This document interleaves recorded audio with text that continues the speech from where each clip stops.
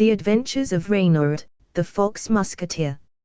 In a distant overseas country known as Animela, the inhabitants were intelligent creatures of all species. Lions ruled as noble kings, owls served as wise scholars, rabbits thrived as clever merchants, and squirrels mastered the art of architecture.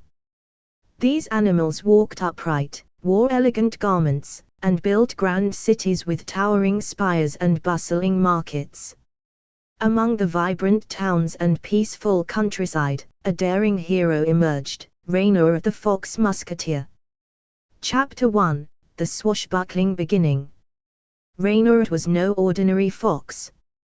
He was as sharp of mind as he was swift of foot, with eyes that glinted like sunlight on a blade. He wore a feathered hat, a crimson coat lined with gold trim, and boots polished to a mirror shine. His rapier, known as Stingtail, was as quick and cunning as its wielder.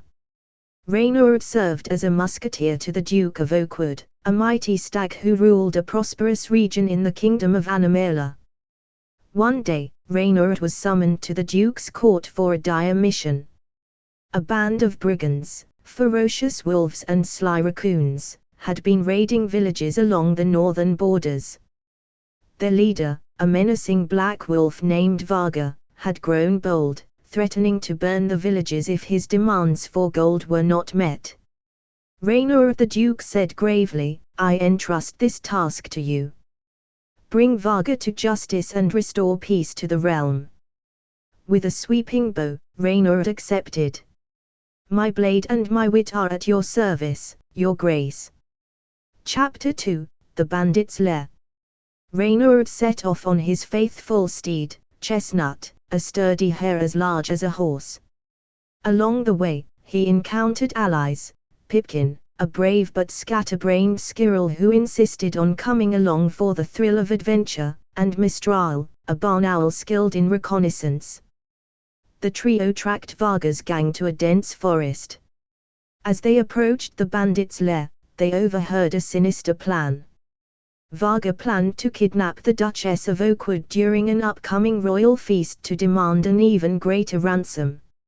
"Over my dead tail," Reynard muttered. He hatched a plan to infiltrate the lair under the guise of a traveling minstrel. With a lute borrowed from Pipkin and a disguise provided by Mistral, Reynard entertained the brigands with songs and tales, all while mapping out their hideout. That night, with stealth and precision, he and his companions set traps, sabotaged weapons, and freed prisoners held captive by the bandits.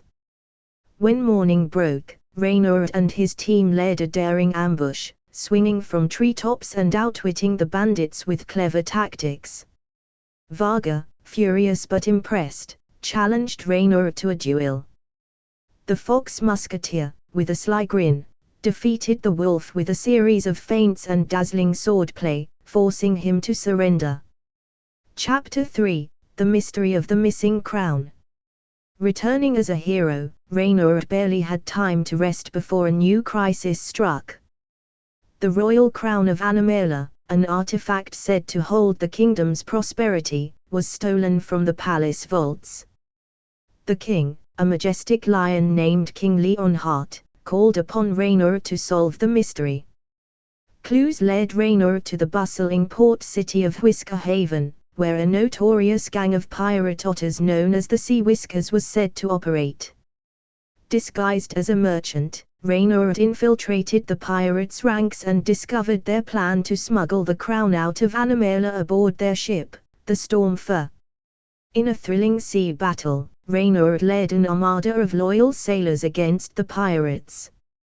Amid cannon fire and clashing blades, Reynard swung aboard the Stormfur, faced the pirate captain, a scarred otter named Captain Bryneclaw, and reclaimed the crown after a fierce duel. The pirates were captured, and the crown returned to King Leonheart. Chapter 4: The Enchanted Forest. As Reynard grew in fame, his adventures became more perilous. One fateful evening, a desperate rabbit from a distant village sought his help. The Enchanted Forest, once a source of magic and wonder, had turned dark and malevolent. Creatures were disappearing, and the villagers believed a sorceress was behind it. Reynard ventured into the forest, armed with courage and wit. He discovered that the sorceress, a cunning lynx named Celera, was using an ancient relic to drain the forest's life force. But not all was as it seemed. Celera revealed she was trying to stop an even greater threat, a shadowy figure known only as the Nightbinder, who sought to plunge Animela into eternal darkness. Joining forces with Celera, Reynard faced the Nightbinder in a battle of magic and swordsmanship. Using the relic, Reynard sealed the dark figure away, restoring peace to the forest and earning the gratitude of Celera, who pledged her magical aid in times of need. Epilogue: The legacy of the Fox-Musketeer. Reynard's adventures became the stuff of legend. From dueling fearsome foes to solving riddles and rescuing kingdoms, the Fox-Musketeer was celebrated as a hero across Animela. But Reynard remained humble, always quick with a jest and a wink, ready for the next call to adventure. To this day, in the kingdom of Animela, they say that when courage wavers and darkness looms, a fox in boots, with a feathered hat and a gleaming rapier, will come to the rescue. And somewhere, Reynard the Fox-Musketeer tips his hat, ready to defend the realm once more. The further adventures of Reynard, the Fox-Musketeer. Reynard's triumphs over brigands, pirates, and dark sorcerers had earned him fame across Animela.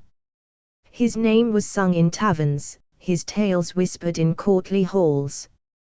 But Reynard never rested on his laurels. Where danger loomed, he answered the call, rapier gleaming and boots polished to perfection. Chapter 1: A Distant Call. One crisp morning, Reynard was summoned to the court of Queen Silvera, a regal lynx who ruled the eastern lands of Animela, known as the Silver Isles. The journey was long, crossing rivers, dense jungles, and treacherous mountain paths. Accompanying him was his loyal friend Pipkin, the adventurous squirrel, and Mistral, the sharp-eyed owl. Upon arriving at Silvera's court, Reynard learned of a dire predicament. The Queen's prized moonstone chalice, an artifact said to bestow harmony and prosperity upon the Silver Isles, had been stolen. Witnesses claimed a band of cunning weasels, led by a notorious thief named Slipshadow, had infiltrated the palace and fled across the Azure Sea to a remote island shrouded in mystery and peril. Without the chalice, the Queen explained, her voice tinged with urgency, our land's magic will wither, and chaos will ensue. Reynard, will you retrieve it? By my honor as a musketeer, your majesty, Reynard declared, his tail flicking with determination, the chalice will be returned. Chapter 2: The Azure Sea and the Kraken's Maw. Reynard secured passage on a sleek ship, the Waver Blade, captained by a grizzled old otter named Captain Driftwood. The crew was a motley mix of otters, seals, and even a flamboyant parrot who doubled as the ship's navigator. Their voyage was fraught with danger. The Azure Sea was infamous for its tempests and monstrous creatures. On the second night, their ship was attacked by the dreaded Kraken, a colossal octopus that terrorized sailors. As the ship's crew fought valiantly, Reynard devised a daring plan. Mistral, Reynard called, allure the beast away with your speed. Pipkin, fetch me the oil barrels. The musketeer rigged the barrels into floating bombs, using gunpowder from the ship's stores. With precision and agility, he launched them into the Kraken's path. The sea erupted in flames, forcing the beast to retreat into the depths. The Waver Blade continued its journey, battered but victorious. Chapter 3: The Island of Shadows. Reaching the island, Reynard and his companions discovered a foreboding jungle teeming with dangers. The air was thick with mist, and ancient ruins loomed like sentinels. They followed the weasel's trail to a hidden temple, where Slipshadow and his gang had taken refuge. The temple was guarded by ingenious traps, pressure plates that triggered darts, swinging blades, and even an enchanted maze. Reynard's sharp mind and quick reflexes proved invaluable. When they reached the inner sanctum, they found Slipshadow attempting to activate the chalice's magic for his own gain. The thief sneered. "You've come a long way, Musketeer, but you're too late. The power of the chalice will be mine." Reynard challenged Slipshadow to a duel, their blades clashing under the glow of the chalice. The fox's finesse outmatched the weasel's brute strength. As their battle raged, Pipkin and Mistral cleverly neutralized the other weasels, ensuring their escape was blocked. With a final, decisive strike, Reynard disarmed Slipshadow and reclaimed the chalice. But the temple began to collapse, triggered by the chalice's disturbance.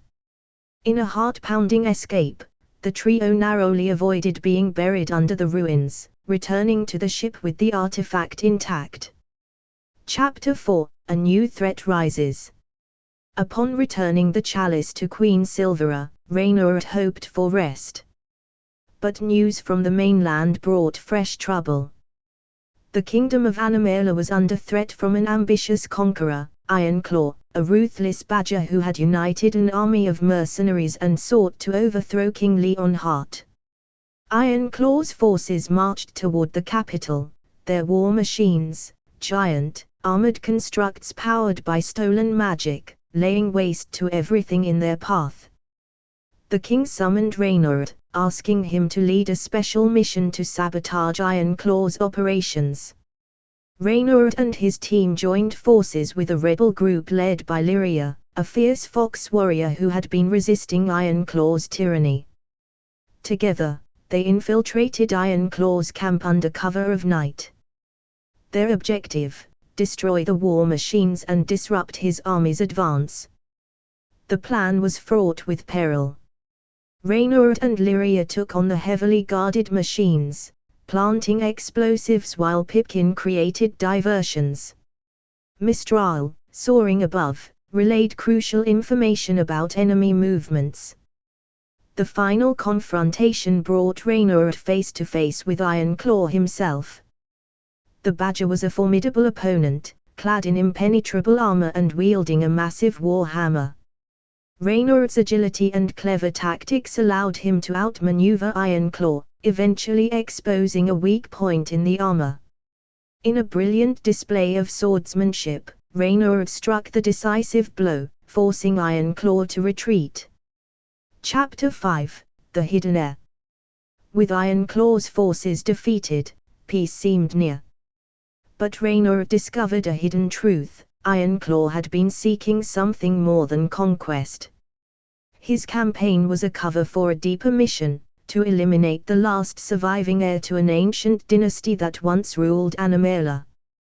The heir, it turned out, was none other than Lyria. Protecting Lyria became Reynard's top priority. Together, they embarked on a journey to uncover the secrets of her lineage, guided by clues hidden in ancient scrolls. Their quest led them to the Crystal Caverns, where they found an artifact that proved her royal heritage: the Crown of Verdance, said to unite all the animal kingdoms under a single banner. But the discovery awakened an ancient guardian, a towering, serpent-like dragon that tested their resolve. Reynard and Lyria fought side by side, blending their skills to outwit the creature. Their triumph forged a bond of trust and admiration between the two. Epilogue: The Musketeer's Oath. With Lyria's lineage confirmed, she was crowned as the ruler of a newly united realm. Reynard stood at her side, hailed as a hero not only for his bravery but for his unwavering commitment to justice and unity. As the celebrations began, Reynard found a quiet moment to reflect. His journey had taken him across seas, through perilous jungles, and into the hearts of battles. Yet his work was never done. Somewhere in Animela, another adventure awaited, and the Fox-Musketeer, ever ready, would rise to meet it. For Reynard, the call of duty was as eternal as the wind that carried his name across the land, a name synonymous with courage, wit, and the spirit of a true hero. Reynard and Felicia, the tale of two musketeers. Reynard's reputation as the most cunning and skillful musketeer in Animela had gone uncontested for years. But destiny, always full of surprises, decided it was time for him to meet his match. And match him it did, in the form of Felicia, a graceful and daring cat musketeer who would turn out to be both rival and ally. Chapter 1: The Unexpected Encounter. It all began when King Leonhart summoned Reynard for a covert mission. The royal treasury had been infiltrated by a thief known as Shadowpaw, a panther infamous for his ability to vanish without a trace. Shadowpaw had stolen the Crimson Seal, a vital artifact used to forge alliances between kingdoms. Reynard, tasked with recovering the seal, set off at once.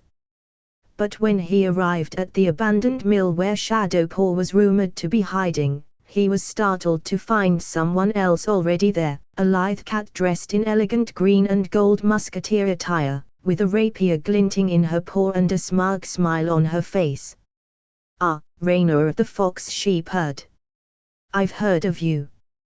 But I'm afraid this mission is mine. Felicia, musketeer of the Sapphire Coast, at your service, or rather, in your way." Reynard raised an eyebrow, his paw resting on Stingtail's hilt.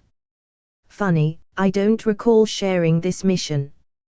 Without another word, the two leapt into action, blades clashing in a dazzling display of skill and agility.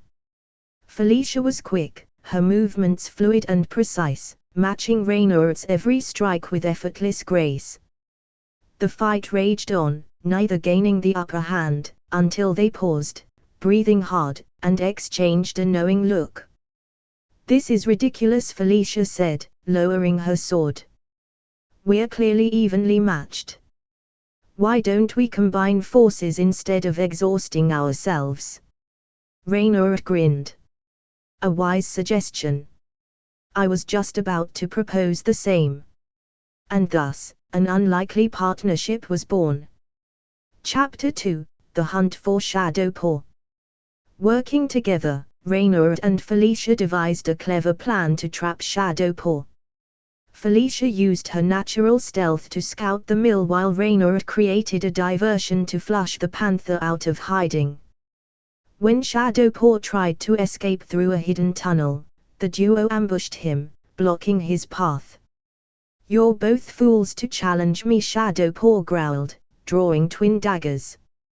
"We'll see about that," Reynard quipped. In a thrilling battle, the fox and the cat worked in seamless harmony, their styles complementing each other. Reynard's cunning strategies paired with Felicia's precision made them an unstoppable team. Shadowpaw, realizing he was outmatched, surrendered the Crimson Seal and fled.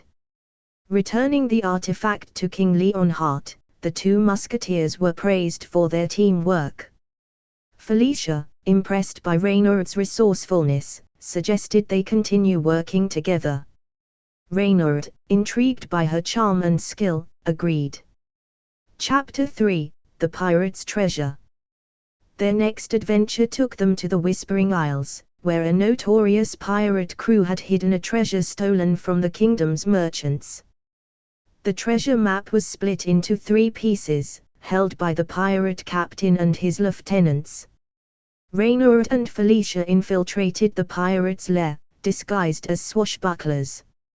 Felicia, with her feline charisma, distracted the captain with a card game while Reynard swiped the first piece of the map.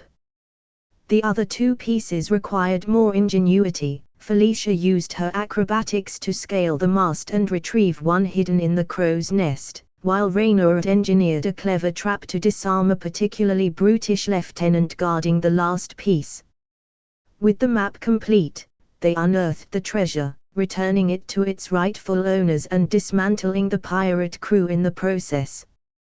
Chapter 4: The Cursed Library. News of an ancient, enchanted library reached the pair during their travels.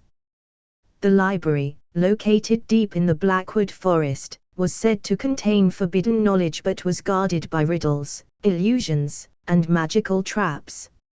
Local scholars feared it would fall into the wrong paws. Reynard and Felicia took on the challenge. Inside the library, they faced trials that tested their intellect and courage. Reynard's sharp wit unraveled the riddles, while Felicia's keen eye for detail helped them navigate shifting mazes and avoid cursed artifacts. At the heart of the library, they found a tome radiating dark energy. Realizing the danger it posed, the two musketeers worked together to seal the library and ensure its secrets would remain hidden. The scholars of Animela hailed them as heroes once again. Chapter 5: The Siege of Evercliff. Their greatest trial came when the fortress of Evercliff, a strategic outpost, was besieged by the rogue warlord Grimfang, a cunning hyena with an army of mercenaries. Tasked with breaking the siege and defending the fortress, Reynard and Felicia devised a daring plan. Felicia infiltrated the enemy camp, using her agility and stealth to sabotage supplies and gather intelligence, while Reynard led a small team of defenders in a surprise counterattack. Together, they turned the tide of battle, rallying the defenders and outmaneuvering Grimfang's forces. In the final confrontation, the two musketeers faced Grimfang atop the fortress walls.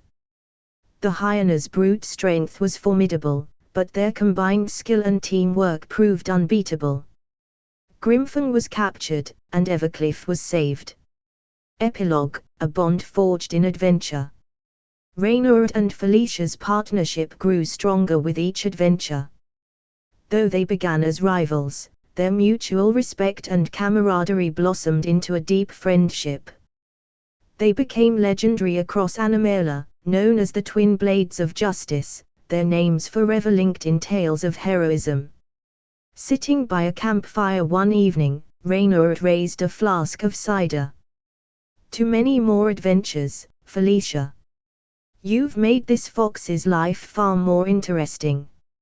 Felicia smirked, raising her own flask. "And you, Reynard, have proven that even a fox can make a cat smile. To us."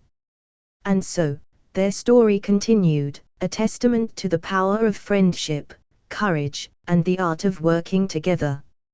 Reynard and Felicia, the Minotaur's Roar. The kingdom of Animela had faced its share of strange events, but the reports coming from the Thornwood Forest were unlike any other. Travelers spoke of a towering, bull-headed beast whose deafening roars shook the trees and sent animals fleeing in terror. Farmers near the forest's edge were abandoning their homes, and merchants no longer dared take the roads. The king's advisors declared it a crisis, and a task for the kingdom's finest musketeers. Reynard and Felicia were summoned to the royal court. "Your Majesties," Felicia said with a bow, "rest assured, this Minotaur, whatever it may be, will trouble your subjects no more." Reynard flicked his tail with confidence. "And perhaps we'll discover why it's bellowing like a frustrated opera singer while we're at it." Chapter 1: Into the Thornwood. The duo ventured into the Thornwood Forest, its ancient trees casting eerie shadows. The air was heavy with silence, broken only by distant, guttural roars that rattled the ground beneath their boots. Reynard and Felicia paused at a clearing to assess their surroundings. "This creature isn't just wandering," Reynard observed, kneeling to inspect deep hoof prints. "It's pacing. Agitated." Felicia tilted her head, her ears twitching. "Agitated or not, it's massive. These prints are thrice the size of your paws, Reynard." "Everything's thrice the size of my paws," Reynard replied with a grin. "Let's follow these tracks." The trail led them to a ravine shrouded in mist. They crouched behind a boulder and saw it, a towering minotaur with rippling muscles, its bull's head adorned with jagged horns. It clutched a massive axe and let out a bellow that echoed like thunder. Felicia furrowed her brow. Look closer. It's pacing in circles. It doesn't seem to be attacking anything. Interesting, Reynard murmured. Let's see if we can get closer without becoming its evening snack. Chapter 2, The Beast's Grief. Sneaking through the underbrush, the musketeers overheard the Minotaur muttering in a deep, sorrowful voice. It was speaking in an ancient dialect. Reynard recognized a few words, enough to piece together that the creature was searching for something. He's lost something, or someone, Reynard whispered. Do Minotaurs even have families? Felicia asked, her tail flicking. Or is he just looking for a really big haystack? Before Reynard could reply, the Minotaur sniffed the air and roared. Who comes here? The fox and the cat froze. The creature turned, its eyes blazing as it stomped toward them. Reynard stepped forward, raising his paws. Hold, mighty one. We mean no harm. The Minotaur snorted, lowering its axe but not its guard. Why do you intrude upon my sorrow? Felicia stepped forward, her tone calm but commanding. We've come to help. You've been frightening the forest and its people. What troubles you? The Minotaur hesitated, then let out a heavy sigh. I am Argom, guardian of the labyrinth of ages. My charge is to protect the treasures within. But I was tricked. My sister, Reynard, was taken by a thief who sought to rob the labyrinth. I chased him here, but he escaped, and I have not found her since. Reynard's eyes narrowed. A thief, you say? What did this thief look like? Argom described a weasel with a scarred face and a crooked dagger. Felicia and Reynard exchanged a glance. Slip Shadow, they said in unison. Chapter 3, The Search for Reynard. Determined to help, the musketeers convinced Argom to let them assist in the search. The Minotaur, the reluctant, agreed to guide them to where he last saw the thief. The trail led to the ruins of an old watchtower deep in the forest.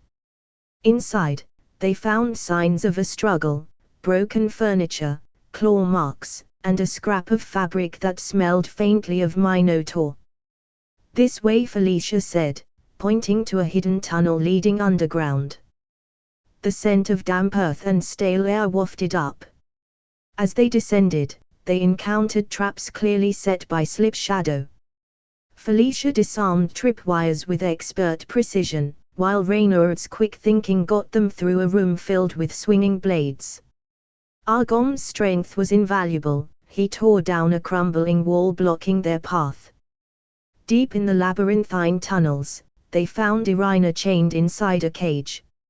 She looked weary but unharmed. Guarding her was Slip Shadow himself, along with a band of his most loyal henchmen. Reynard, Slip Shadow sneered. You again? Always meddling. Slip Shadow, Reynard replied with a smirk. I'd say it's a pleasure, but I'd be lying. Chapter 4, The Battle Underground. Slip Shadow's gang attacked, but Reynard and Felicia were ready. Felicia's blade was a blur, her feline agility allowing her to outmaneuver the thieves. Reynard, always quick on his feet, used his wits to disarm his opponents. Argom roared and charged, scattering the weasels like leaves in a storm. Slip Shadow, realizing he was outmatched, tried to flee.